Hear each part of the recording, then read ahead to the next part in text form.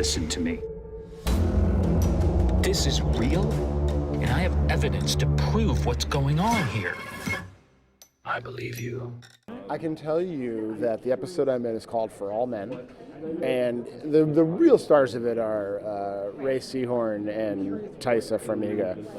And to me, as a fan of the classic Twilight Zone, it definitely brought back memories of The Monsters Are Due on Maple Street, which is one of my favorites, which is kind of lame to say it's one of your favorites because that's like so like top of the canon.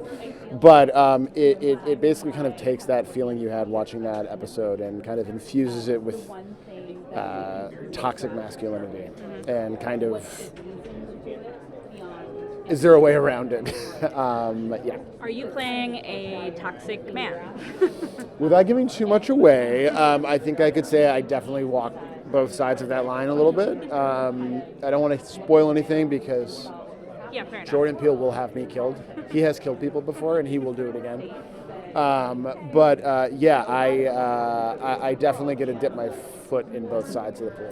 Well, I think what Rod was doing in the 50s and 60s was really tapping into something that, regardless of the time period and what's happening in the world, we're all kind of looking for a forum to talk about things that we're seeing, right? And so I think in that way, regardless of when you decide to have the format, there's something to comment about. What's going to be different about Twilight Zone 2019? Well, I think what you'll see from this version is we very much adhere to the original. So every time we try to approach making an episode, we would ask ourselves, what would Rod do? And the tone, I feel like, for ours is very close to the original as well, and has a lot of Jordan's kind of mischievous storytelling brand infused in it, too. The part of what's amazing about the Twilight Zone is that a lot of the things that Rod Serling was dealing with the first time around, so the Cold War, civil rights, crime, space travel, science versus philosophy, all that stuff is super relevant right now, and it's stuff that we're talking about all the time in this new form. It's sort of all come back in some pretty, sometimes very scary ways. The other thing that Rod Serling did really well was also he sort of told those stories in an uncynical genre way. We think that that's it's definitely time for that because we're living in it. Well, I think that people love genre storytelling, so they love science fiction, thrillers, horror. And I think the notion of doing that in an anthology series is really compelling because every week, basically, you have a new little mini movie to watch.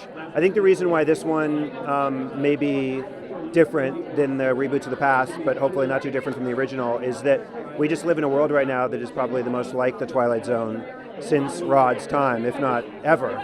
And so the show feels more relevant than it's been. But also, there are a lot of the issues that Rod was dealing with in the original series, whether it's racism or xenophobia or fear of your neighbor or sexism.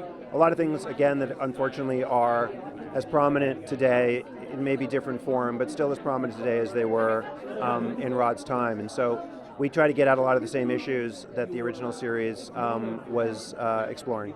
I can tell you that there are episodes that are super duper updated, and then there are episodes that stick really close to the original series. I realized very early on that Jordan's cast a lot of comedians. It's like a recurring thread, and I can say my episode is very serious. It's entirely drama.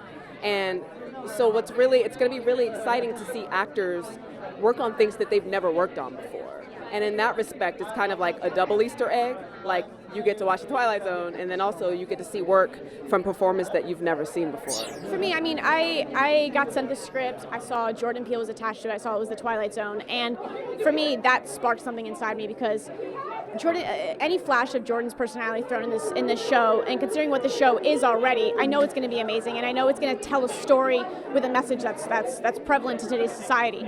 And yes, it's fun to make movies that are fun and it's entertainment, but it's also nice to make something that, yes, you're enjoying it, but by the end of it, you're also like, I never thought of that before.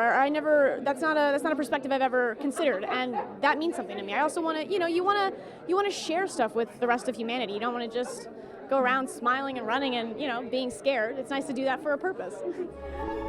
The unthinkable is the expected. When truth is not the truth, what dimension are you even in?